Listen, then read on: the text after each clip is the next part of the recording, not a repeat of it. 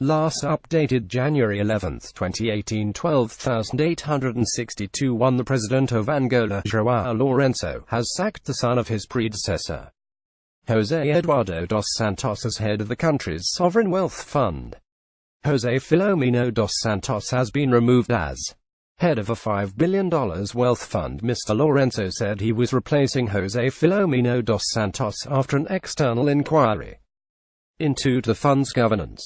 The $5 billion £3.7 billion fund has been mired in controversy since its 2011 launch.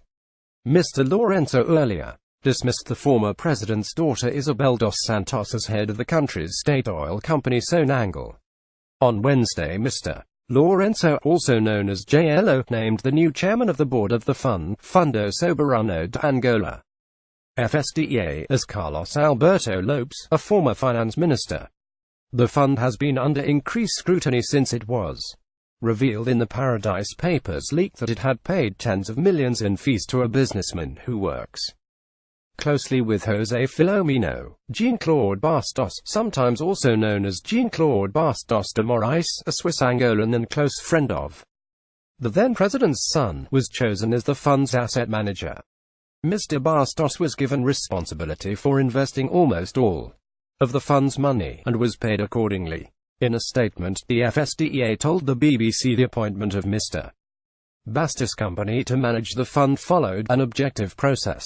The firm was selected, it said, because of its exemplary performance on previous mandates with the Angolan authorities. The fund also said that giving near total control of investments to one asset manager was part of its policy for the first 18 months only. In November 2017, Isabel dos Santos was fired as head of oil company Sonangol. The billionaire daughter of the ex-president is Africa's richest woman. Angola is Africa's second biggest oil producer. Isabel dos Santos dismissed criticism of her appointment to the head of Sonangol in 2016, later telling the BBC she had faced prejudice. Mr. Lourenço, who took office in September 2017 when Mr. dos Santos stepped down after nearly 4 decades in power, has been pushing aside powerful figures associated with his predecessor. Mr. Lourenço has promised to tackle corruption in the country. BBC. João Lourenço. José Filomeno dos Santos. Previous post: Ethiopia bans foreign adoptions. Next post: South Africa police hunt rapist with bitten penis. Support Nihanda Radio. Donate here.